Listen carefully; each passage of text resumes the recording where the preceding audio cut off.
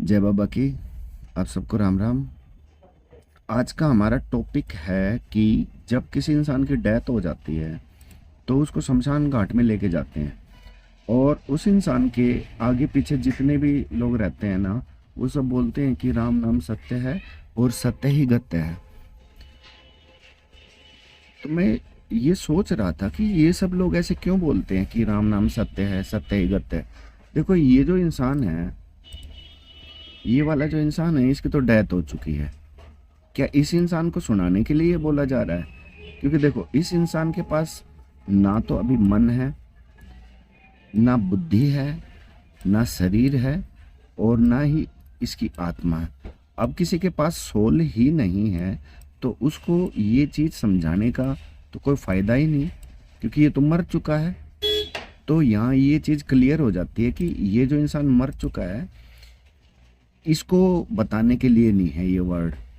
तो फिर किसके लिए है? इसका मतलब ये है कि ये जो इंसान बचे हुए हैं, जितने ये जिंदा हैं, जिंदा इंसान हैं, उन सब के लिए ये वर्ड है कि राम नाम सत्य है और सत्य ही गत्य है। तो इनको ये समझाने के लिए ये बोला जाता है कि राम नाम सत्य है और सत्य ही गत्य है। तो मैंने अपने एक फ्रेंड से पूछा, मैं कहा भाई एक बात बता, जब किसी की डेथ हो जाती है तो उसको लेके जाते हैं तो वहाँ बोलते हैं राम नाम सत्य है, सत्य ही गत्य है, ऐसा क्यों बोलते हैं? तो बोला कि भाई देखो, भगवान राम जी का ना नाम सच है और भगवान राम जी सच हैं, इसलिए बोलते हैं। तो मैं बोला कि महादेव हैं, उन पे भी एक वर्ड बोला जाता है कि सत्यम शिवम सुंदरम। तो महादेव जी भी तो सत्य हैं, भगवान विष्णु भी तो सत्य हैं। तो क्या सिर्फ रामचंद्र जी ही सत्य हैं? तो यहाँ देखो, समझने की बात ये है कि यहाँ जो राम है ना, ये कोई पर्टिकुलर अवतार से रिलेटेड नहीं है। जो इसमें समझाने वाली जो बात है, राम का मतलब कोई अवतार नहीं कि किसी अवतार के बारे में हम ये बात कहेंगे। यहाँ राम का अर्थ है परमात्मा, परमपिता परमात्मा, जो क्रिएटर है, जो पूरे वर्ल्ड का क्रिएटर है, उसको यहाँ राम से संबोधित किया गया है। दूसरा इसमें क्या है कि सत्य, और तीसरा है गत्य।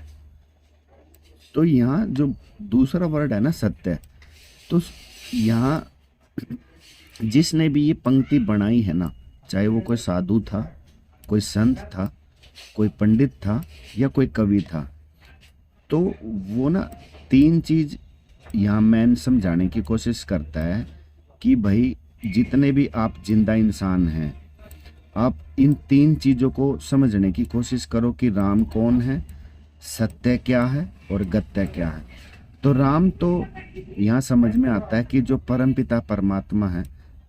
शायद आपको समझ में नहीं आ रहा। अच्छा, मैं इस चीज़ को ना अपने ऊपर लेकर समझाता हूँ। मान के चलो मेरा नाम नहीं, मान के क्या चलना है, मेरा नाम तो है ही, मेरा नाम सुरेंद्र है और मैं मान लो मर जाता हूँ और अगला मेरा कोई जन्म होता है, तो उस जन्म में पता नहीं मैं पशु बनूं, पक्षी बनूं, जैसे मैं कर्म करूँगा वैसे ही बनूंगा। मान के चलो कि मेरा अगला जन्म इंसान का होता है और उस अगले जन्म में मेरा नाम सुरेंद्र की जगह है कुछ और रख दिया, मान के चलो सुभाष रख दिया। तो यहाँ ये डिक्लेयर हो जाता है कि इस जन्म में मेरा नाम सुरेंद्र है और अगले जन्म में सुभाष है। तो इसका मतलब मेरा नाम सत्य नहीं है। यहाँ ये क्लियर हो गया कि इस जन्म में मेरा नाम सुरेंद्र है और अगले जन्म में नाम सुभाष है, तो मेरा नाम सत्य नहीं है। ये चीज़ यहाँ क्लियर हो जाती है कि राम का अर्थ यहाँ पे किसी पर्टिकुलर पर्सनैलिटी से नहीं है।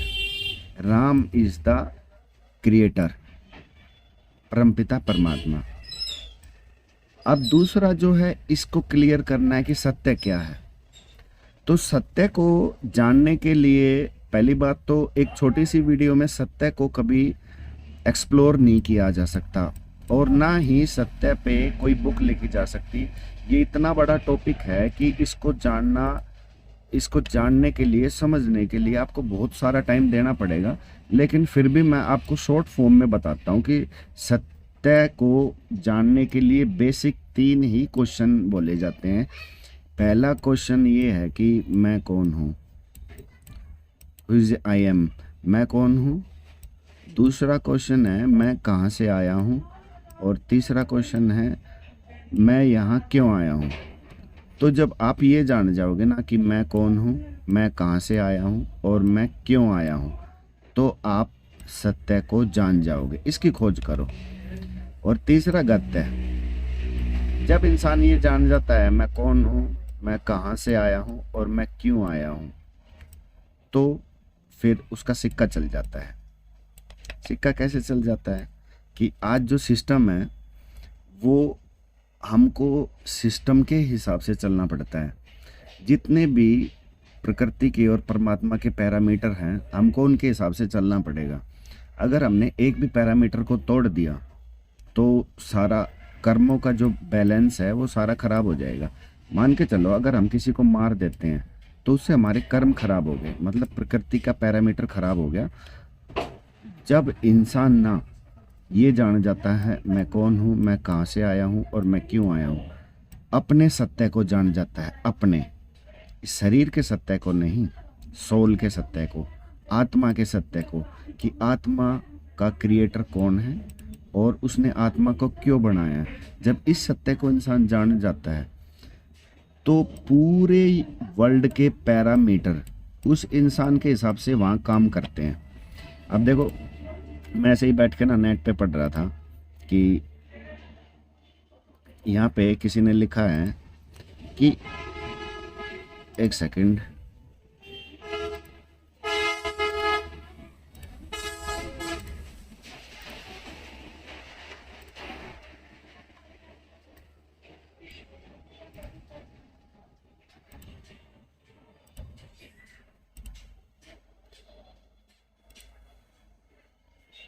यहाँ पे लिखा है कि राम नाम सत्य है। इसका अर्थ है कि केवल एक परमपिता ही सत्य है, न कि कोई अनेक देवी देवता, अर्थात 33 करोड़ देवी देवता जीवन उस परम।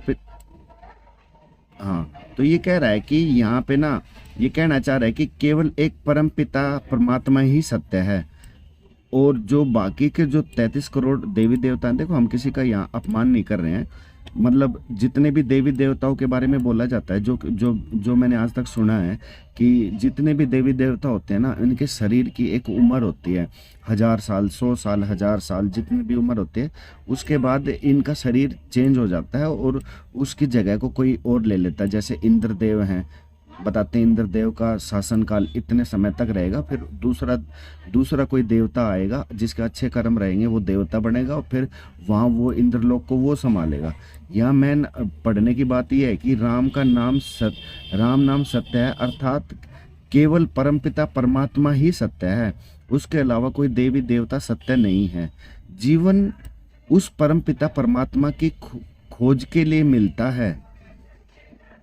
मैं आपसे कह रहा था ना कि मैं कौन हूँ, मैं कहाँ से आया हूँ और मैं क्यों आया हूँ, तो यहाँ ये भी यही बात कह रहा है। देखो जीवन उस परमपिता परमात्मा की खोज के लिए मिलता है, न कि आडंबर रचने के लिए, क्योंकि वही परमपिता परमात्मा सत्य है। उसके बाद 100 यात्रा में कहते हैं कि सत्य बोलो गत्य है। इसका अर्थ है कि जो सत्य को जान गया उसका साक्षात्कार कर लेता है। जो ये जान गया, जो सत्य को जान गया उसका साक्षात्कार कर लेता है। मतलब जो ये जान गया कि सत्य क्या है, मैं कौन हूँ, तो वो अपने आत्म स्वरूप के दर्शन कर लेता है और उसको आत्म साक्षात्कार हो जाता है। वही मोक्ष का हकदार है। मोक्ष का हकदार यहाँ जन्म लेने से नहीं है कि हमने कभी इंसान पशु पक्षी ये जो 84 लाख हैं, हम इनके जन्मों के बंधन से मुक्त हो जाएंगे। मोक्ष का अर्थ है कि काल चक्र से और अपने जो हमारे जो मन है, बुद्धि है, इसके भीतर जो हजारों विचार चलते हैं और हर जन्म में इन विचारों की वजह से ही हमें जन्म लेना होता है। कारण शरीर के बारे में आप पढ़ो, वहाँ सब लिखा है कि जन्म लेने का रहस्य क्या है। तो ये कह रहा है कि इसका अर्थ है कि जो सत्य को जान गया उसका साक्षात्कार कर लेता है, वही मोक्ष का हकदार है। अर्थात जो परमपिता को जान गया वही मोक्ष पाता है, यानी वह इस गंदी सृष्टि में दोबारा नहीं आता। यह और मैं आपको बता देता हूँ कि ऐसा कहने से तुम सत्य परमात्मा से दूर होकर इस धरती पर भटकते रहते हो। अंतिम सत्य में इस प्रकार बोलने से, खैर छोड़ो, ये हमारे लिए नहीं है, हम अपने पॉइंट पे चलते हैं। तो मैं आपसे यही कहना चाहूँगा कि आप ना खोज करो कि मैं कौन हूँ, मैं कहाँ से आया हूँ, मैं क्यों आया हूँ। ज़्यादा से ज़्यादा आप ध्यान करने की कोशिश करें। जितना आप ज़्यादा मेडिटेशन करेंगे, आप अपने अंदर जा पाएंगे और अपनी खोज कर पाएंगे। ये कोई इतना छोटा टॉपिक नहीं है कि इसको किसी वीडियो में कवर किया जाए।